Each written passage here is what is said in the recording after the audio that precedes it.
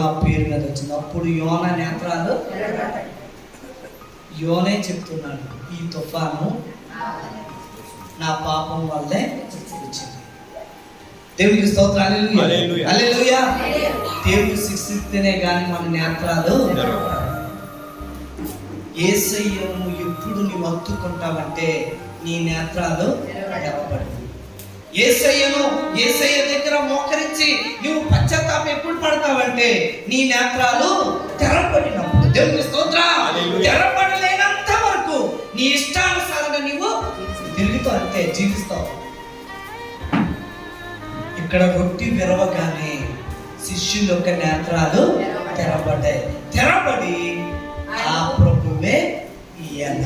దేవునికి స్తోత్రం.